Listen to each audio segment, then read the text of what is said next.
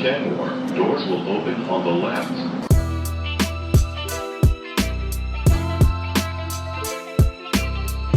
A brutal week for Red Sox Nation. Obviously, the news of Roman Anthony missing about 4 to 6 weeks with this oblique injury. No other way to put it, just an absolute kick in the nuts for a team that had high playoff aspirations simply because of how wide open the American League appears to be right now. So how are we feeling? Yeah, I mean, it really put a damper on everything. For a while there, we were riding the Nut Kick Express seemingly every week. And then our beautiful little boy Roman arrived and we took the first exit, the first stop on the Nut Kick Express. We took that one and it has been nut kick free pretty much since then. There have been some blips here and there. Like I'd say the deadline was a kick in the nuts after everything that we're expecting leading up to it. And then of course, the erroneous Fox Sports Joe Ryan to the Red Sox tweet. I'll never forget those 41 seconds that Joe Ryan was a Red Sox, but this is the first one where it's like, damn it, man. Like that, so many different things felt like it could derail the season, but for this injury to come when it did, 4 to 6 week recovery time, which is what Cora told WEI Afternoons. But then when he met with the media like an hour later, he was like, I told Roman, like, just envision yourself first game of the ALCS, which is closer to the 6 weeks. So that's kind of where we're at. And now it's just on an offense that, to be frank, hasn't been very good since the All-Star break to pick up the slack. And whether or not they can do that remains to be seen. But yeah, just really sucks. This Red Sox team felt like it overcame a lot this year throughout. A slow start to the Rafael Devers drama, to the ultimate Rafael Devers trade, kind of getting gypped at the trade deadline. You hoped that there were more reinforcements coming at the deadline, and they overcame all of that and still looked like a pretty solid team through the last, I would say, 3 months, really. It felt like they started turning it on, and you felt like this team had a little bit something special to maybe see something come alive in the playoffs. That's all gone out the door, I think. Unfortunately, my mindset has shifted a lot on the 2025 Boston Red Sox. It's just tough to see this team going far without Roman Anthony. So Cora can hype him up and, wish him well to come back for the ALCS. I can't see that happening, unfortunately, as much as I would like to. No, and it's hard. It is hard too, because when you really dive into some of the numbers here, it's been the Roman Anthony show. Like, and so many people leading up to his promotion were like, you can't look at him to be the savior. He's 21 years old. He's not going to come up and immediately rake. Like, we've seen this before with rookies. Like, there has to be an adjustment period. And he just said, adjustment period, schmadjustment period. I'm the GOAT. And like, he just dropped his nuts on the table from pretty much day one and was like, I'm the best player on this baseball team. And he has been. I mean, like, when you dive into some of the numbers, obviously he's 100th percentile hard hit percentage. He started lifting the ball in the air a hell of a lot more, and the home runs have followed. Even when you look at like what he's done in the leadoff spot, it's a 400 OBP since he's gotten there, over 1,000 OPS. Like, this is not normal 21-year-old stuff. And Alex Bregman, in a really somber meeting with the media after the injury happened, was like, yeah, it's just a gut punch. We lost one of the best players in baseball. I'm like, that's what he has become at just 21 years old, which is crazy to think about. That, like, sure, like, we can hype up Roman Anthony, he's the top prospect, this, that, and the other thing, but to have a guy come up and just immediately have this type of impact, you just don't see it all the time. So for his season to more likely than not be cut short because of an injury, it just, it blows. And I don't want to doomsday prep here, so stop me if you think I'm doing that, but it is a little bit worrisome that this oblique thing flared up a bit earlier in the season, and they put him on the shelf for like a couple of days. You think so? Yeah, that was a back issue. This is a little, this is different from that. Because he said they asked him about that, like, how does this compare to the back issue that you were had earlier in the year, and he was like, it's worse than the back for sure. Yeah, that's not great. I just wonder what he looks like when he ultimately comes back.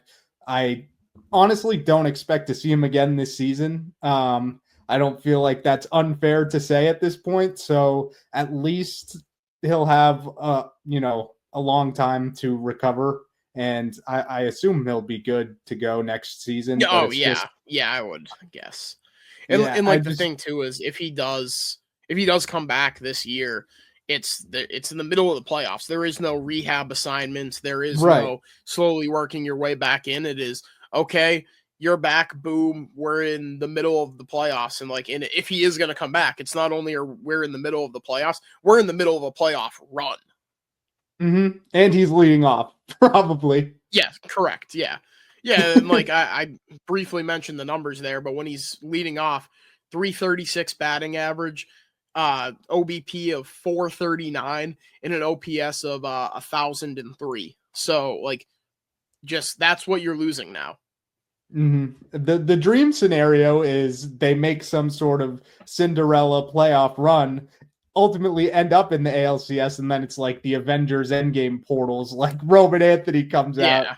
and then you feel like you're world beaters. I just I wish I could envision that happening. It's just realistically, I'm not confident in this team making a playoff run without him. Yeah, and it's like, and who's gonna set the table? I mean, it's against lefties, it's probably gonna be Nate Eaton, I would guess. Maybe Right? they go back to leadoff hitter Rob Refsnyder. Then against righties, it's going to be Jaron Duran, who obviously we saw him be great not in spurts. We saw him be great last year out of the leadoff spot. But this year, it's a 262 batting average with a 760 OPS out of the leadoff spot. So just hasn't been the same Jaron Duran on a number of levels, but especially out of that leadoff spot. So where and it, then you dive further into the lineup. Alex Bregman has been pretty awful for the last month. It's a 246 batting average since August 1st on him.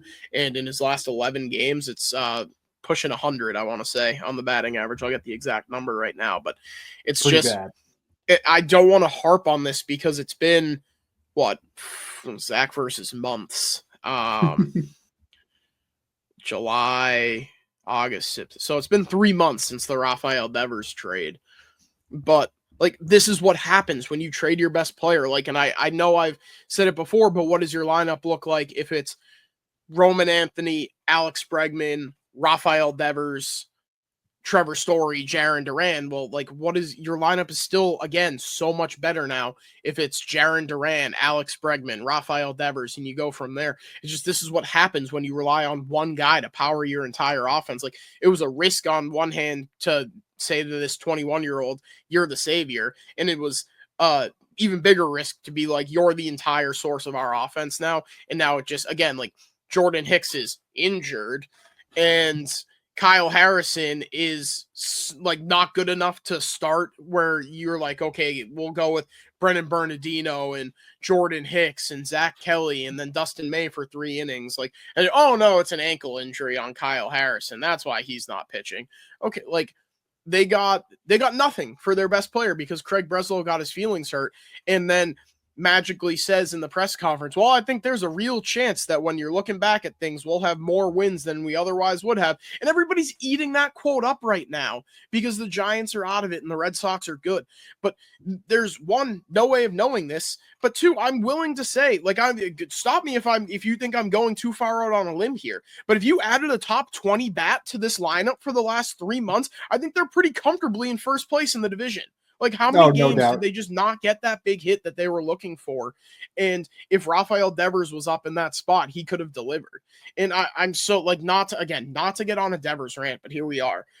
I'm so tired of hearing people say, like, oh, well, he sucked for the first however long with the Giants, and the Giants fell out of contention. Like, I think the Giants have way bigger issues as to why they fell out of contention than a guy that's been on the team for 3 months. And I think I've said this before.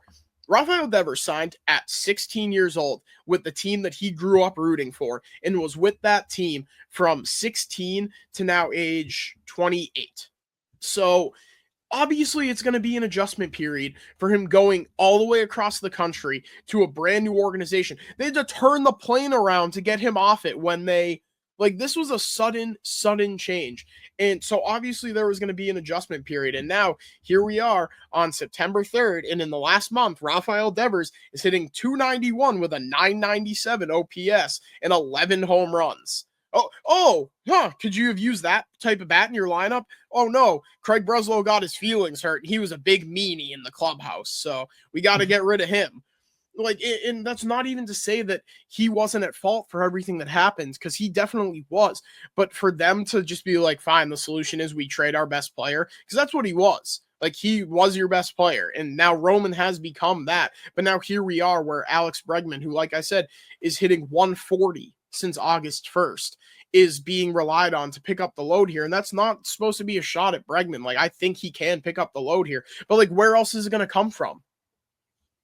Yeah, I totally agree. I don't really have much to add on that. I think you about covered it, but it's just like, how can we rely on Alex Bregman, who's been sliding for a little while now, at least the last 2 weeks, and a bunch of journeymen? This is where we were at before Roman started really putting on a tear here. Like, we still had the Romy Gonzalez's of the world, the Rob Refsnyders, who now kind of have to pull the weight offensively. Like, it's just Jarren Duran. He's shown signs this year, but it's definitely been a regression from last year where he was playing at an MVP type level. It's just, I don't see where this production's coming from.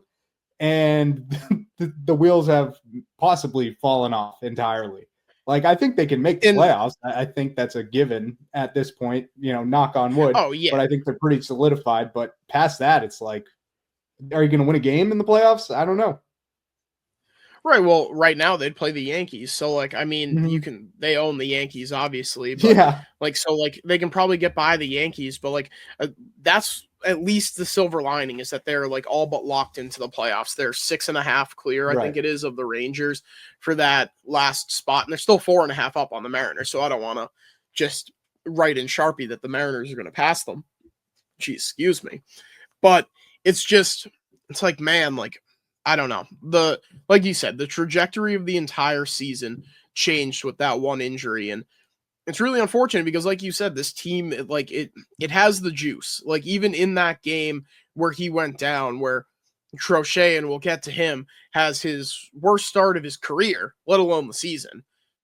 And you still find a way to win. You find a way to come back and tie it, and then you find a way in the 8th inning against Cade Smith, who's one of the best relievers in baseball, to have him just completely shit himself in that spot and find a way to put up 4 runs against him and win. Not only win, but win handedly and leave Chapman in the bullpen, because he was loose and ready to come in that 9th inning until they put up 4 runs. So to have him not be Burns, like, that's so invaluable. But, like, without him, it just becomes so much harder to see them being able to sustain the type of offense to make a deep playoff run. And just for example, the runners in scoring position in the last month, like, I have the numbers here. I did them all manually. 61 for 299 with runners in scoring position in the month of August, which is good for a 204 batting average. That's just not going to get it done. When you look since the All-Star break, it's been a pedestrian offense. They're 13th in baseball in runs scored since the All-Star break. When you sort it by batting average, they're 11th, 251.